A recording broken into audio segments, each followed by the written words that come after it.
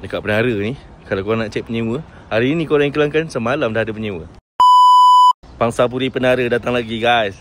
Khas untuk orang yang nak mencari rumah guarantee positif cash flow. Macam biasalah, setakat ni semua video-video saya dekat Penara ni mendapat views yang banyak. Sebab apa? Rumah kat sini memang betul-betul strategic location. Okay, pagi ni kita berada dekat Blok C. Blok C ni macam saya selalu cakap tu, Blok C adalah blok paling tenang sekali. Sebab apa? Kat bawah ni tak ada kedai guys. Bawah ni hanya ada sekolah agama guys. Budak pun dah balik sekolah, memang betul-betul diam. Dan rumah yang kita nak view hari ni adalah di tingkat 10. Memang perfect, dah ada ready tenant. Rumah dah dibuat, memang best. Jom kita tengok. Pangsapuri Penara ni saiz dia 650 kaki persegi. Ada 3 bilik tidur dan juga 2 tandas.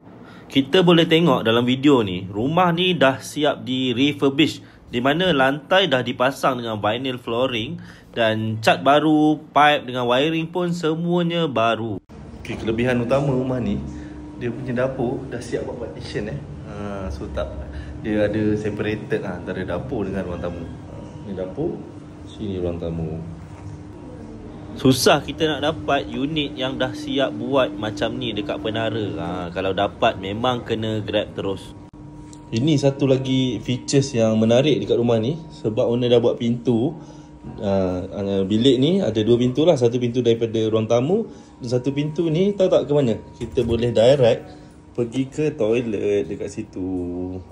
So boleh lah nak cakap rumah ni pintu attach toilet. Kalau korang nak cari rumah yang walking distance dengan LRT, MRT, komuter, bus, lepas tu nak pergi ke sekolah sebelah je, anak jalan kaki je pergi sekolah, ataupun nak pergi Medan Selera pun jalan kaki juga, masjid Jumaat pun jalan kaki juga. Semua accessibility kat sini memang perfect. Dan kita tengok kat depan sana tu, nanti akan naik MRT 3. So this is the best untuk orang yang nak duduk boleh, nak buat investment pun boleh, sebab memang laku. Seperti biasa, kalau korang berminat, korang boleh DM terus di bio. Assalamualaikum.